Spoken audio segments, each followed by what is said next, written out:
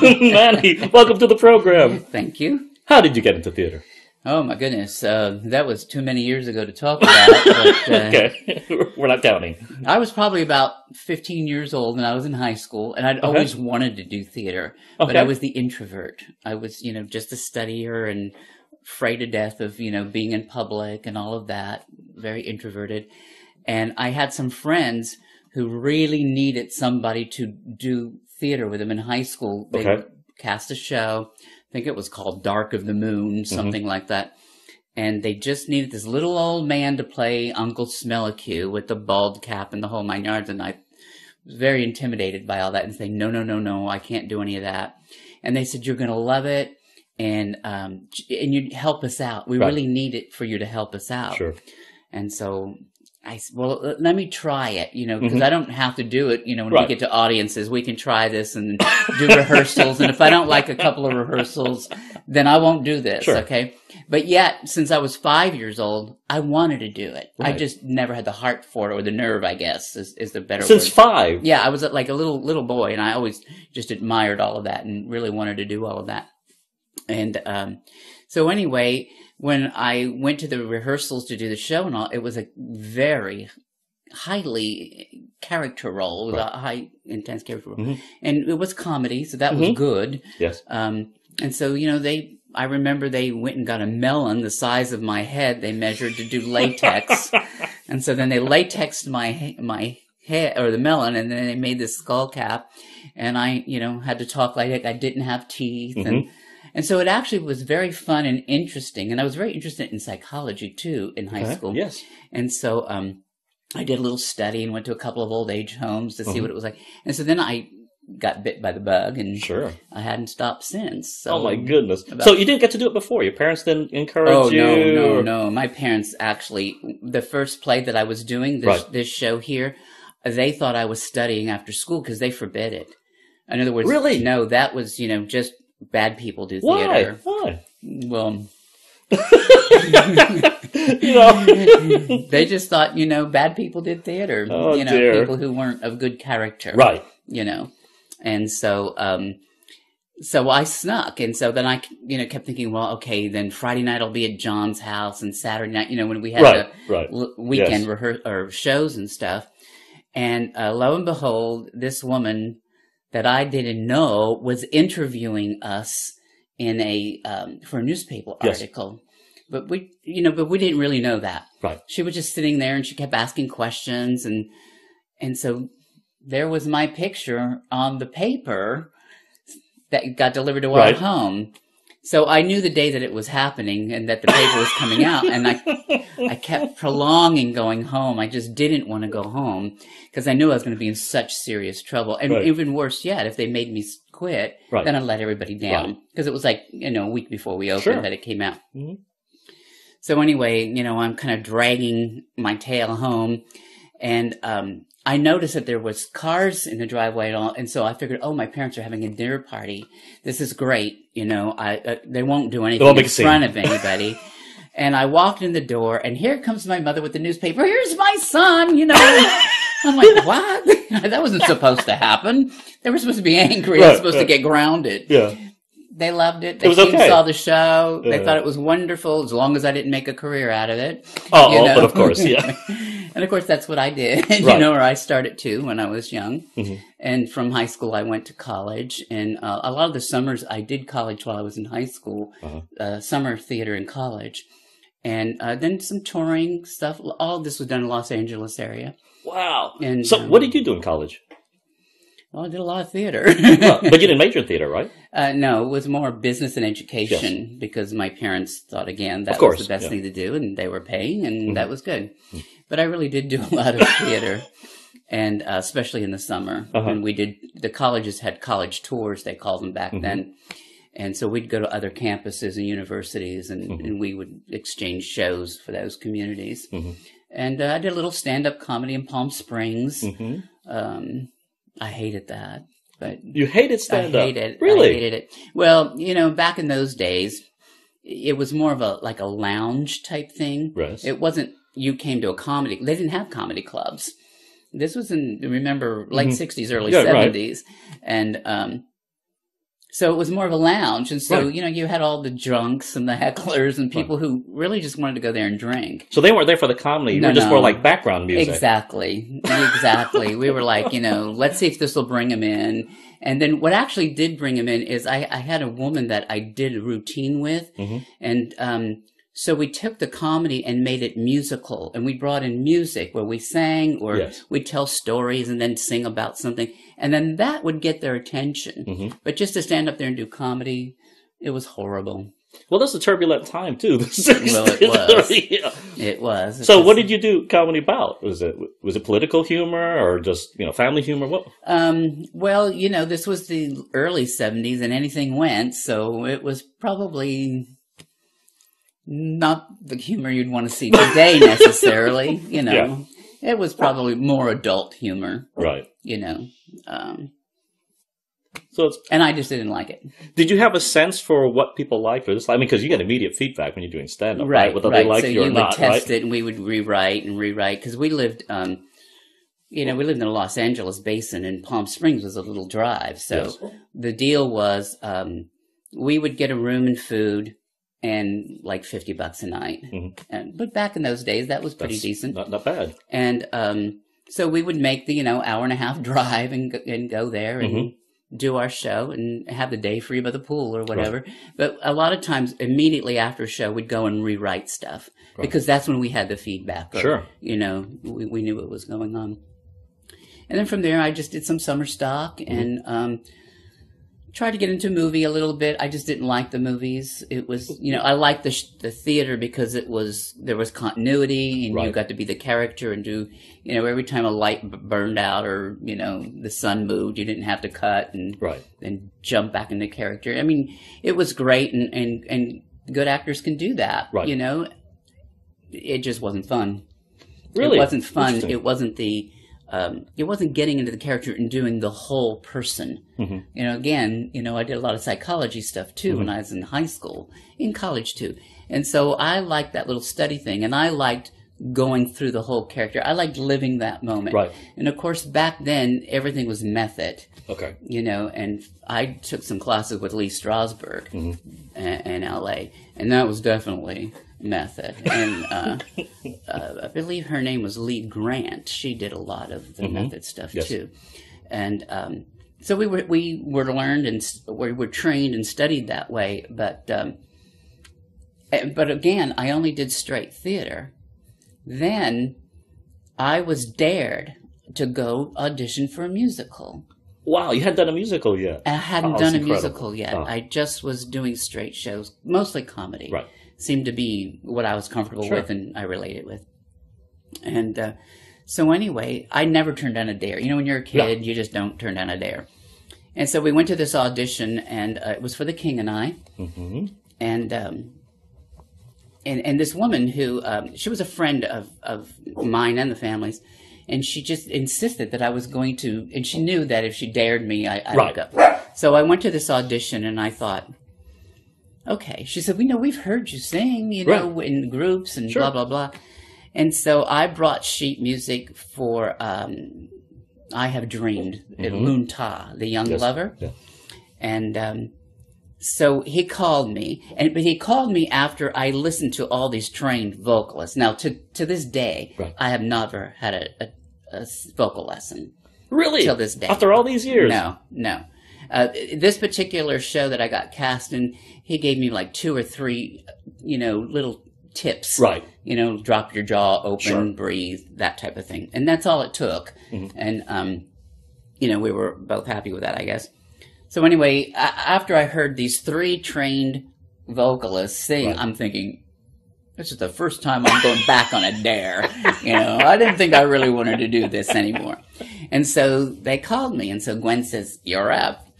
And so I said, okay. And so I get up there and I'm standing on the stage by the piano. And, I'm doing this. And so he says, well, let me see what key this is in. And of course, I didn't even know what that meant. And he said, are you ready? And I said, I think so. And he says, well, I think it'll help if you turn your music right side up. I was just so nervous. So, okay, I turned my music right side up. And he says, "You've never done this before." And I said, "Well, in the shower." That was about it. So, anyway, I did the audition and, went back to my seat and said, "Wow, great, I did that." Right. Over with. And I could say I auditioned for a musical. Okay. Been there, done that. So, sat there and watched all these wonderful people. And a lot of them, back in those days too, or in the area I was in, we did everything kind of light opera. Okay. So we we did the King and I light opera, Fiddler, whatever. Mm-hmm. It was light opera. They wanted the big voices. Well, nobody used mics back then. If you couldn't be projected, you didn't get it, right? So anyway, he said, "Okay, and now for callbacks." And so, I'm leaving, there's no way I'm getting called back. My name was called. So I thought, that's odd, and Gwen's going, yes, okay, that's great. So the next day we went back and I thought, I'm coming back here to be so humiliated because there's obviously 3 fabulous young men there that were taller, vocally just wonderful. Right. So he went through the auditions again and I had to sing again and I was, my heart wanted to, but my psyche said, "No, you can't do this." Well, we all auditioned, and again, I was last, thinking, he saves the worst for last. We did the audition, and he did it in groups, like all the Kings auditioned, the Luntas, the Tuk Tims. So then we sat through this whole thing, and I'm hearing all these fabulous voices. So then at the end, he's starting to cast. Right. And so when he got to Lunta, which I was thinking maybe he's going to give me chorus or something, right? So when we got to Lunta, he said to the other 3 guys, Joe, Larry, Richard, "Thank you very much. Wonderful audition." And I thought, God, he didn't even include me. He says, "And Manny, you have the role." And so I looked at my friend and said, "Okay, well, that was fun." It wasn't registering, I thought, and I thought he was saying, thanks anyway. Right. So I got up to leave, and he says, "No, you have the role." And, then, of course, I was ecstatic. I was jumping up and down thinking, this is bizarre, And then once I did the role and did that, I didn't want to go back to straight theater. and I had another director in a touring company, and I'll never forget it as long as I live. He said, after we were cast, and he says, and now this is how we're going to run the show, and this is what I want from you. This is what I want to pull from you. He says, so what I need to know is how many of you studied with Lee Strasberg? Oh, we were so proud. We were all raising our hand. And how many of you studied with so-and-so? Oh, yeah. And he says, and all that great method acting. I said, oh, yeah. He says, I want you to forget all about it. He says, I don't want to see any method acting on my stage. He says, I want your heart, your gut, and I just want you to belt it out. And he says, and the most important thing that you can do is be believable. And if you're believable, you have the audience sitting in your lap. I said, great. And I could do that. And I loved it. And I hardly, once in a while I would do a comedy. Right. I think the first show I did at the Crighton was a comedy. It was Rumors back in early 90s. I don't know, 91, 92. And Marty Craig did it. It was fabulous. We had a fabulous time, fabulous cast. And it was fun because it was so interesting. When I started out in theater, we were taught, and it was drummed into our head, you're not going to do community theater. You're not going to work with children, and you're definitely not going to work with animals. And it seemed like, oh, wow. Like my first community theater I was pushed into because I had moved here to Texas, and I only had an aunt and uncle here, and she says, you're never going to meet anybody. Just go do community theater. It's a snob. And I thought, no. And so I went, and I thought, wow, these people are great. They were fun. In fact, I met my wife at Playhouse 1960 doing community theater. And that was, we're going to be married 32 years this March. So we met about 34 years ago. And incredible. We did the theater there and have been doing it ever since. And I've worked with a lot of animals and a lot of kids, and I've had a great time. I've had a great time. You've directed a lot of shows. I have. In retrospect, if you were sitting in the director's chair, would you have picked you to do The King and I? Yes, and I'll tell you why. The same reason he told me, because I had a conversation about that with him. Right. I said, I need a lot of work and a lot of pointers. Why on earth did you pick me? Because I didn't necessarily want to do it. Right. And the one thing he said was, he said, you have passion. He says it's an automatic passion, and you relate it in your vocal, and you relate it in your reading. He said, and it was real. He said, that's what I want. I want passion. And I thought, oh, okay. And, and I thought I was just doing what I was supposed to do. Right. But I was so impressed as a young child. I remember, going to the Catholic school, and we would go on a little trip to see the Passion play or whatever. And I remember leaving my very first play at 5, 6, 7 years old, thinking, wow, I want to make people feel the way they made me feel. Because it wasn't about ego for me. I didn't want to be a star.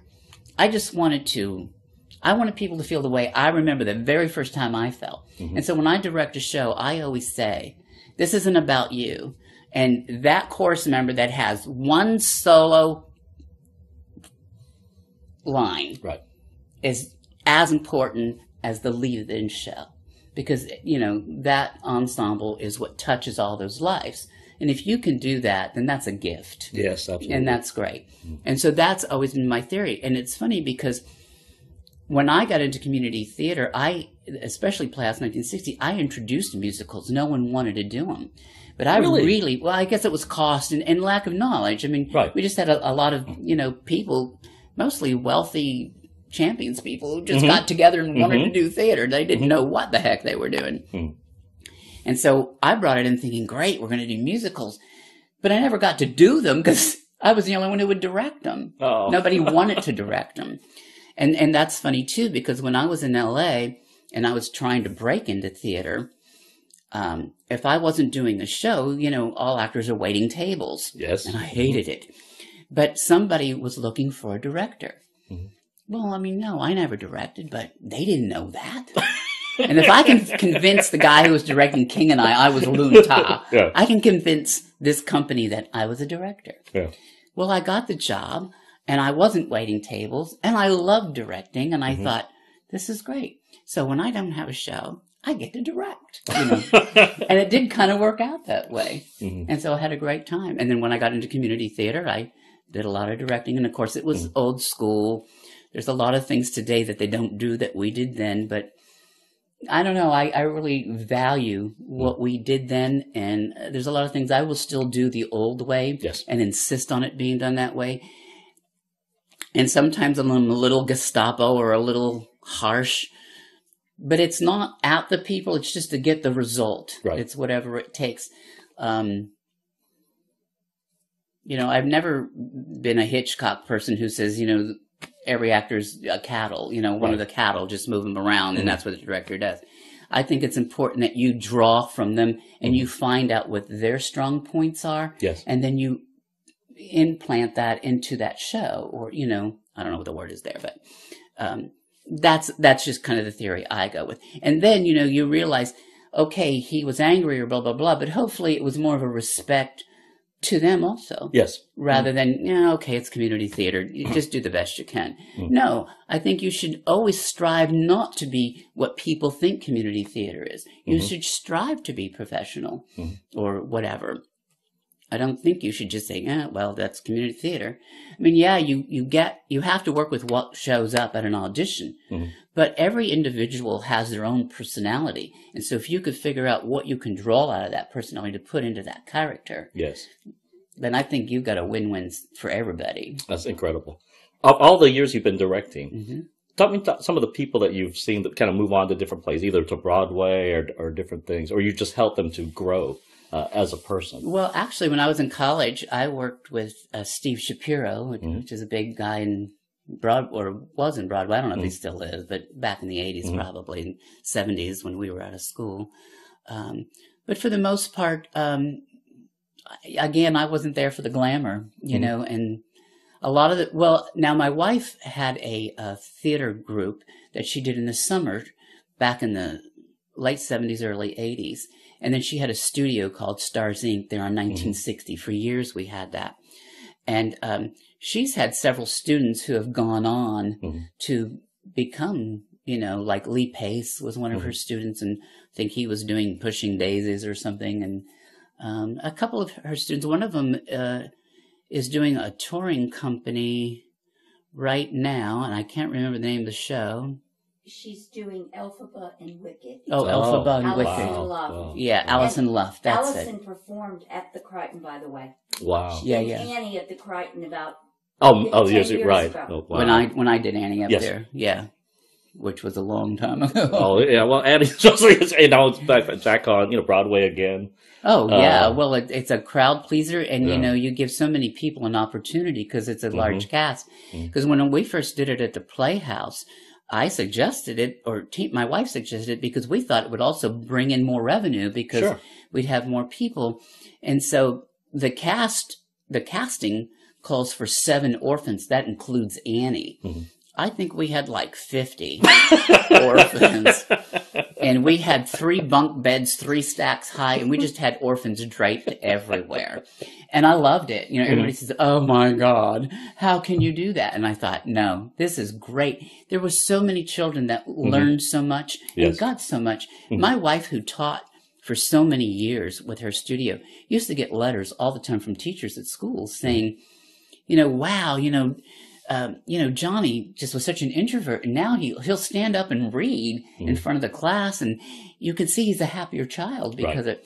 So I think, you know, theater has so much to offer because it brings out the inner. And if you can get somebody who will see that and say, hey, let's pull that, because, you know, as a director also, I don't think everything is black and white and written in stone.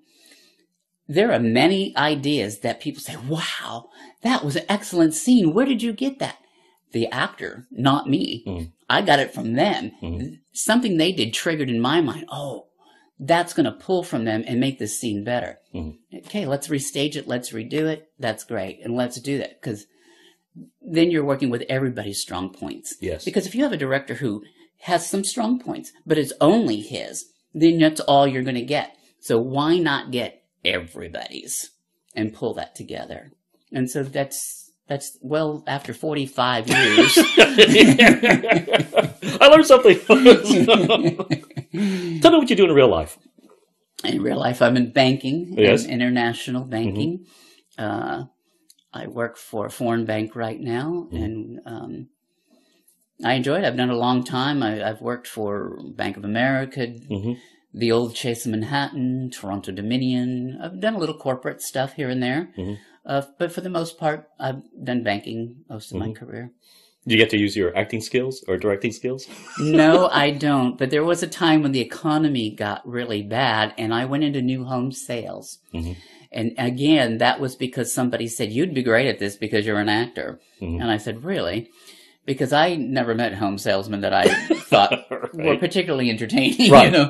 And but anyway, I needed a job, so I tried. I got hired. I had a ball. I had a great time.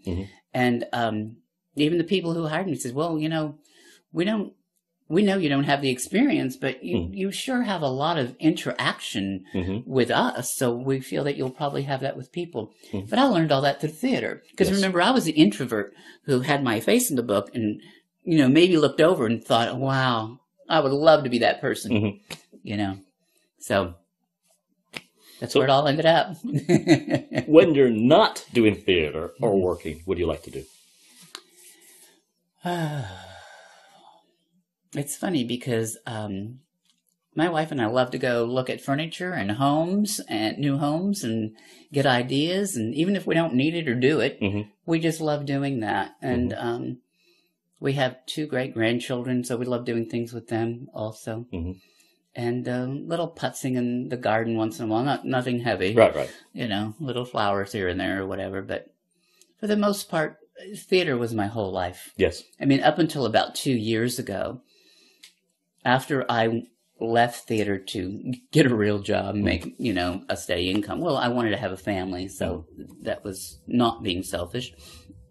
I still did theater and worked a full-time job, and a normal production will take 3 months out of your time to produce. Sure. And up until about 2 years ago, I did about 4 shows a year. So that meant every month I was doing something with the theater. Right. But that's where my passion was. And I loved it and got me through life, Wow. And fortunately, I married somebody who had the same passion. Well, that's great. So we had that always in common. No matter what was going on in the world, we always had a bond there. Right. And we've done a lot of theater together. And sometimes we've done some shows that we've done 4 or 5 times, but you get a better income for the theater. You know that show's going to make money, so do it. I mean, Tuts did Annie how many times at Christmas time? Right. They did it at Christmas time like 10 years in a row, but they knew. Yes. So Oliver. I mean, when the first Annie I did had over 120 people in it. Wow. And the first Oliver I did had at least that many, because we had urchins, orphans, whatever they're called, the little guys. We said it's not restricted to little boys. So we had 24 girls. They just put their hair up and wore a cap. And they had a ball, and everybody got to have fun. And it was so much fun to see so many people on a stage. Sure. And of course, when you have those chorus numbers, you get so much more volume. Yes, absolutely. Because again, old school was, I don't care about mics. If I can't hear you, we have to give somebody else that part. Right. But we got them louder. We never gave it to anybody else. Let's talk about community theater scene in Greater Houston. I mean, it's changed over the years. Because I've talked with others, like, say, Michael Robbie, and he said like 20, 30 years ago, there really wasn't a lot of community theater. There was not. In Greater Houston area. No. And so you had your pick of whoever you wanted. There was a lot of talent, but not many places to do it. It's very different now, isn't it? I mean, there's so many places. It's very different. When I first did the musical at Playhouse 1960, it was probably 1981. And I did the Fantastics because it was small. Sure. And I was directing it. I ended up doing the lead, but I had done the lead so many times, I just couldn't find anyone to do it. But 2 of the other leads in the show were from Tuts. They did Theater Under the Stars and did all of their major productions, and they were fabulous. And that cast was professional. Wow. Well, I had done it, in a touring company. The other 2 did Tuts, and a couple of the other people, were like from big universities in the East that had moved down here. The talent was incredible. A lot of the shows that we did before all the theaters came out were fabulous, only because all the talent had nowhere else to go. Yes. And Playhouse 1960 in that area was the only theater unless you went downtown. Wow. So yes, we could have 120 people in Annie, and everyone was great. And Annie was every bit as good as a little girl on Broadway because she was a belter. And if you belt right, you don't ruin your voice like they tell you. That's all hogwash. Yes. Is a nice way to put it. Yeah, now, I mean, there's so many places to do theater. I mean, now the actors and the singers get their pick of what they want to do. One of the things that's kind of sad is it used to be that when you didn't have so many theaters, and I think it's good that we do, don't get me wrong. I don't think you can have enough, really, because you're still doing a lot of entertaining, touching a lot of lives, a lot of people learning and growing. But what I've noticed is you used to have what we called in college a theatrician. And a theatrician was somebody who could be a lead, and help build the set, and didn't mind moving a prop. Right, yes. Okay? Could do it all if you have to. Well, nowadays, nobody wants to build a set. Nobody wants to do chorus. Nobody shows up for set build. Yeah, I mean, I was somewhere not too long ago. I swore that the chorus was pre-recorded with a bunch of people because there was only 6 people on stage, but there was a whole lot more voice. And I couldn't figure it out because I thought, where's the chorus? This is a major chorus show. It's like, I would love to direct Hello, Dolly, but I'm scared to death that, number one, I'm not going to get the young guys who are dancers, and I'm not going to get a chorus because I don't see chorus anymore. Everybody is an actor. They don't want to be chorus. They turn it down. Yeah. And it's one of the more interesting parts of a musical. Like you said, it's really an ensemble. It is. And you need them. Yeah. And years ago, I did Fiddler with a very talented cast. Larry Ransberger did Tavier, and Elaine Hurwitz, who used to live in the area. And she was, a full-fledged opera singer. And she was in it. And there wasn't a chorus number that she didn't sing in. Even if she was off stage, she'd dress in a wing to be singing to support that chorus. And you could hear her.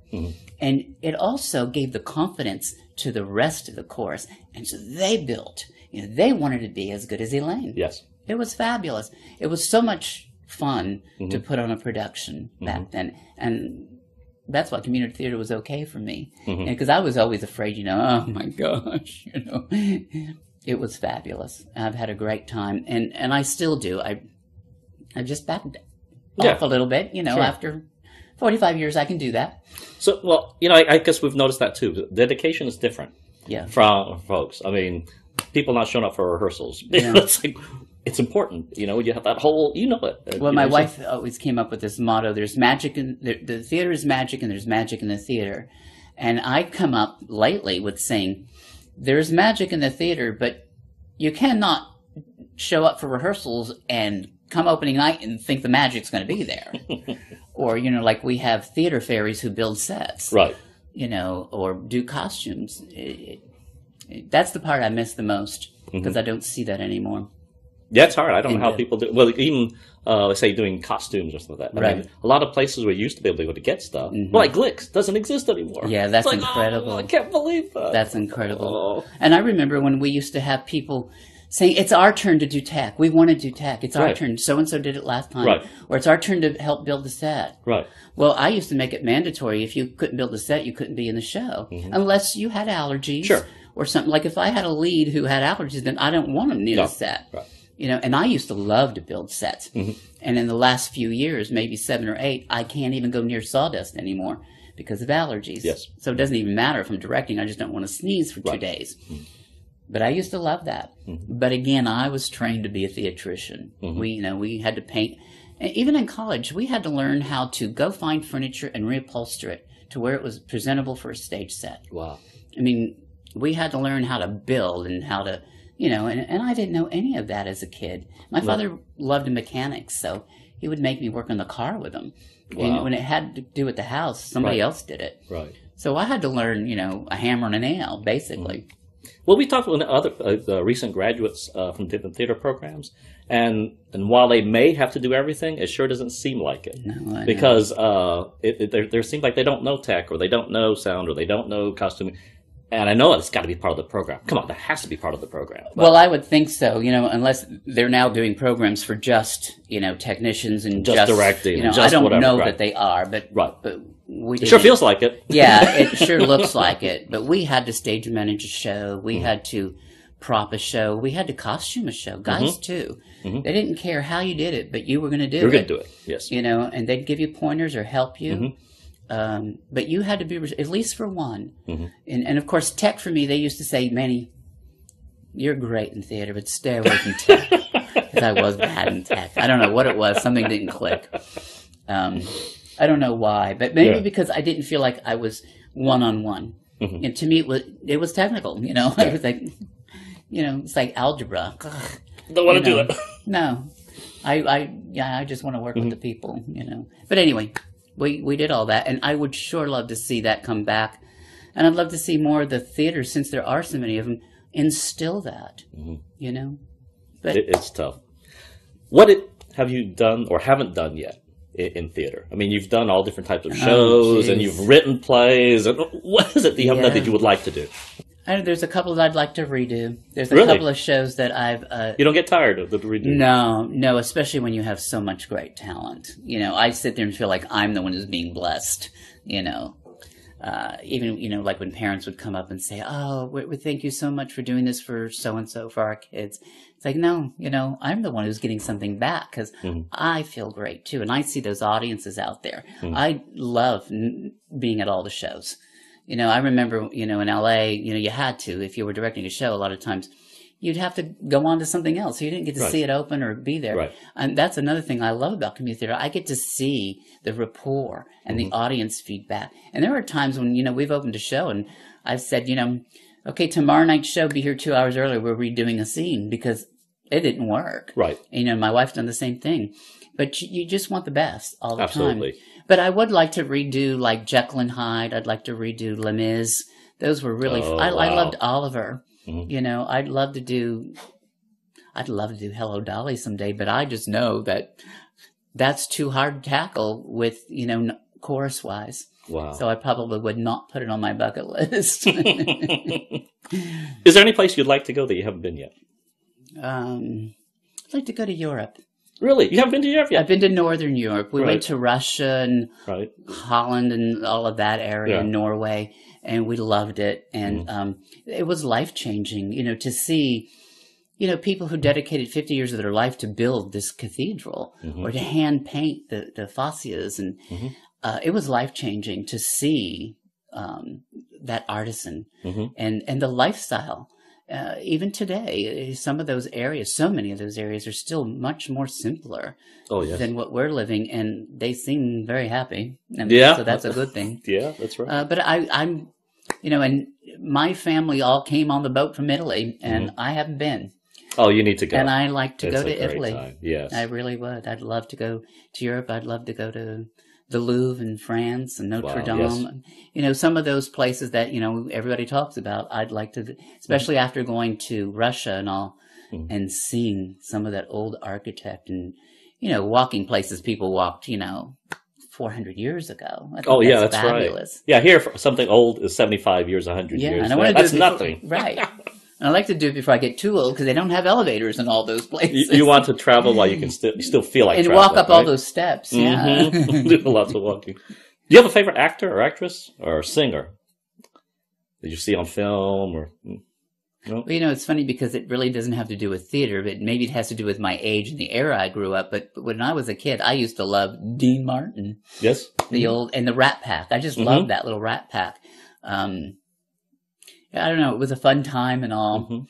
Nowadays, no. I mean, as far as Broadway goes, or those, Michael Crawford and Michael Ball, I believe. Some of those. And I love, I used to love Luciano Pavarotti. I used to watch a lot of opera, I never did it. Yes. But I used to love the opera.